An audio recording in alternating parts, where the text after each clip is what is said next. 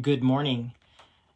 I wanted to continue my discussion this morning with what I started yesterday, which is how I, as a believer, square the existence of evil, the fact of suffering, with my belief in a holy, good God.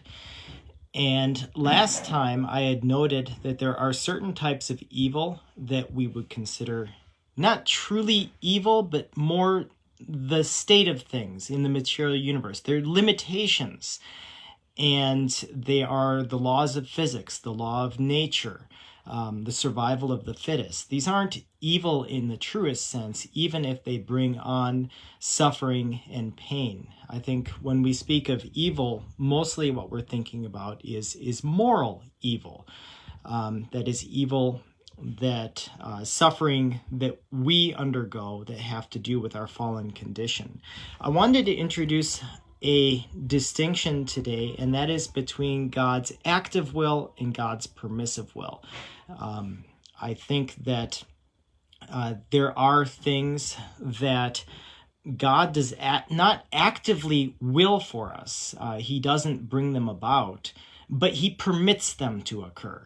And the question would be, why?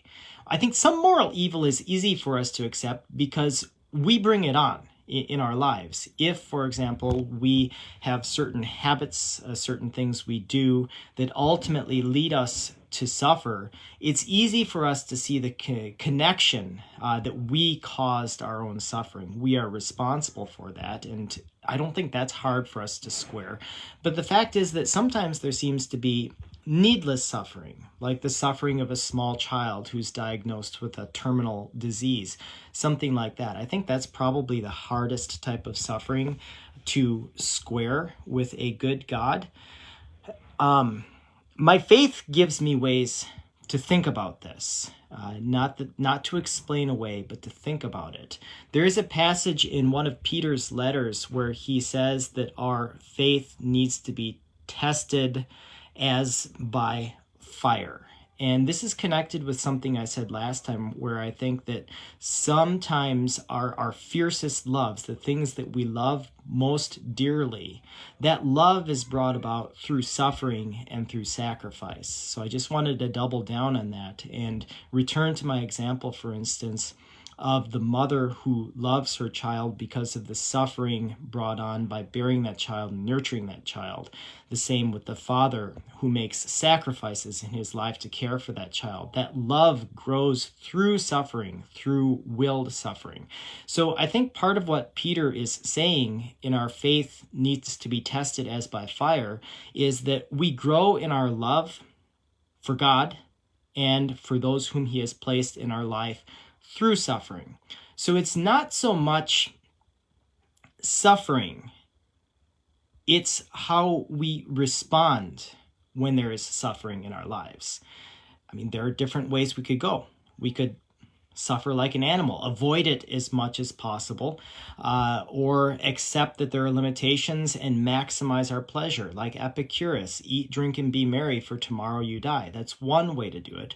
The other is to accept one's crosses as Christ did. And I think this is why the Christian faith has us reflect so much on Christ's sacrifice on the cross.